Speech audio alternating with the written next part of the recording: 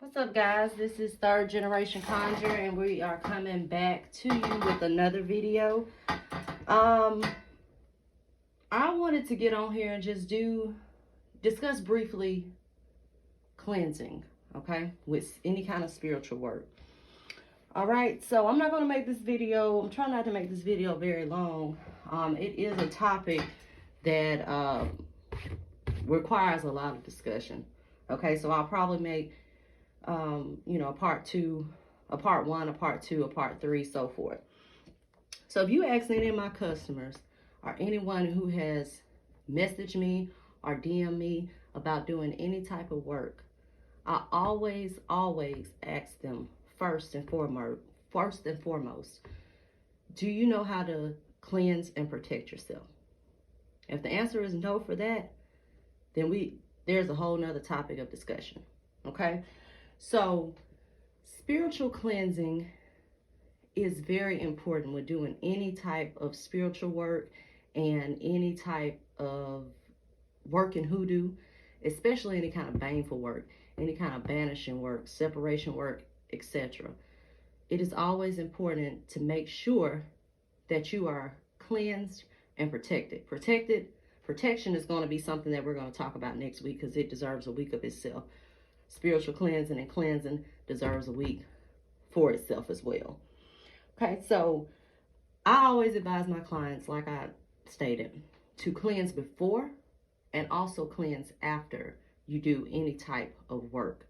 Because you think about it, even if you're not working and you're not doing, any type of work, you come in contact, if you go to work, even if you go to the grocery store, you go to the gas station, you come in contact with several different people on a daily basis, even people that you don't know. So if you're not cleansed and you're not protected, then if they have some kind of negative energy or some kind of negative entity that's even following them, if you're a weakling, it's going to attach to you. So then you're wondering why you got so much hell going on in your life. You can't get ahead. You're getting sick. Your kids getting sick. You're having financial problems. All of that. That's because you're not spiritually cleansed. Okay? So, cleansing is not a one-time thing. I want to make that clear. Because even if you come to our shop and you get a spiritual cleansing bath or, whatever the case may be, then that's not something that you're going to work one time and it's going to be a end-all, be-all. This is something that you have to work consistently. Okay? So I just want to make that clear because some people think they can take one spiritual bath today and then not take one ever in life. That's not the case. And there's different types of spiritual baths. If you look at hoodoo oils, you may hear them as even hoodoo oils or powders or baths or anything. You may see them as conjure baths, conjure oils. You may see them referred to as condition oils. And that's because when you say condition oils, that's for a particular condition. So we have different baths that we offer. You may have a spiritual cleanser and a spiritual healing bath, but then again, you have a road opening bath, or it's different conditions. Okay, so the first thing that I recommend for our customers with our shop is the spiritual healing bath. Okay, and this is spiritual cleansing, spiritual healing. Now, there are several different types of baths. You have a 13 herb bath that you have to take for 13 days. It's an uncrossing bath. You have a 7-day bath. There are several baths. And we'll go, more in depth as the week goes on. But like I stated, if I go through all of that, this will be an hour-long video. And I'm not trying to keep you guys there because I know our attention span sometimes is not that great. Especially when, just listen to someone talk and ramble. Okay, so also, spiritual cleansing is very important when doing any kind of work because any kind of negative energy that you have on you can go over into your work. So if you're working some road opening, but you got some negative energy, that can affect your work. And then you wonder why, what you're doing is not working. That's because you're not properly cleansed and also probably because you're not properly protected. But if you're not properly cleansed, you're not properly protected. So cleansing is the first step before doing any type of work, and just doing it as a habit in your daily lives. I'm not saying you have to take a spiritual bath every day. Some people do. I had one customer, she bought the bath and she was like, I want to do this every day. If you want to do it every day, that's something that you want to do, then that's quite well and good. But I did also want to talk. I see a lot of people, you know, even online, they post these spiritual baths and they're elaborate and they have flowers everywhere. And okay, I'm not knocking any of that. But then you got to think about cleanup. You got to think about cleaning all that stuff up. You got to think about it messing up your drains. Even with this, it's also important with doing kind of work, it's also to use common sense as well.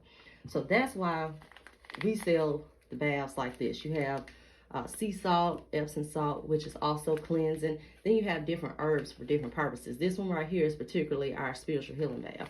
So I got some water right here. So I just wanted to do, you know, something briefly just to show you guys how to prepare your spiritual bath. And it does not take a lot. So what you want to do is just get you a boiling pot of water and heat it. And I tell people to use a muslin bag. Now we send these out with our baths. This is a muslin bag, similar to a tea bag. You know how you would put tea in a bag and steep it. But that's, if I say muslin bag, then that's what I'm referring to. And we do this just because, you know, some people may have allergic reactions. They may, like I said, we don't want people's drains getting clogged up.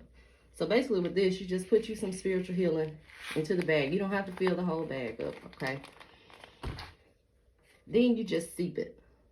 You know, even as you're boiling it, or if you want to take the water off and steep it, then you'll do it just like tea.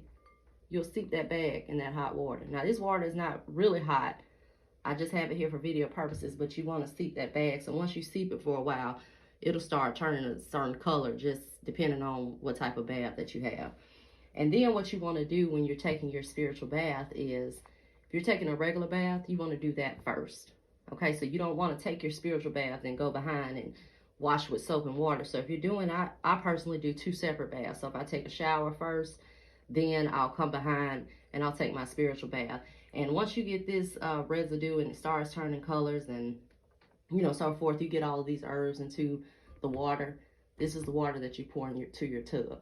And if you're doing a spiritual cleanse, I tell my customers to read the 23rd Psalms, you know, for any kind of spiritual cleansing. That's to get any kind of negative energy off you.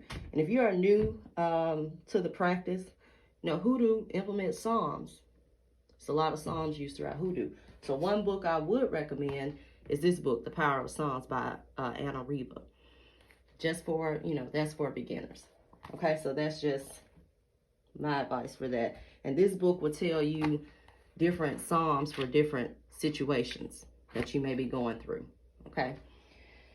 All right. So we've talked about how to prepare your bath. Okay. Now, once you get out of your spiritual bath, do not dry off.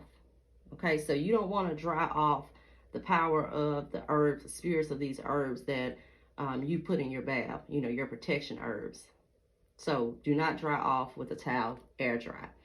You know, even I give a spiritual bath to my son. I gave him one day and he came, my husband walked in and he was like, why are you wet? Why you didn't dry off? My son was like, I'm taking a spiritual bath, you don't dry off. So even he knows. So just keep that in mind. And you can also do this, you know, on your children. You know, if you have a child that's acting out, you may need to do them an uncrossing bath. You may need to do them a spiritual healing bath. I give my kids firewall of protection, and that's another thing too. Even if you're working with kids, this is more than likely going to be safer than dumping it directly into your bath water. Okay, so let's see. I'm looking at my notes, guys, because I want to make sure that I do not forget anything. So like I stated, when my customers write me about any type of doing any type of work, I always advise them first to cleanse and protect themselves. And also, once you do the work, to cleanse yourself afterwards. So taking a spiritual bath before, taking a spiritual bath afterwards. So especially with any kind of negative work, because you don't want that clinging, you know, to your life and clinging around. Now, this is just cleansing your body, spiritually cleansing yourself. I'll get into later on cleansing your space, cleansing your home, etc. But right now, we're specifically talking about spiritual baths. Okay, so let me see, what is the next point? And like I stated, there are different baths. There's a 13 herb bath, which is uncrossing. That's to be taken for 13 days. there's a 7-day bath. So like I stated, this is not a process where you're going to take one bath and you're going to be done with it, especially if you're trying to get some heavy shit off of you. Okay, so just keep that in mind.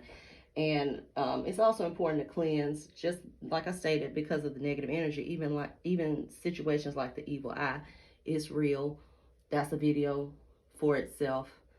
Also, for spiritual attacks, that's another video within itself. So I won't get into too in depth into that. But you know, a lot of times if you have a lot of things going on in your life, you can't get ahead, you're sick, all of that, that's normally a, you know, some type of sign that you may be under some kind of spiritual attack. But like I stated, we won't get too in depth in that.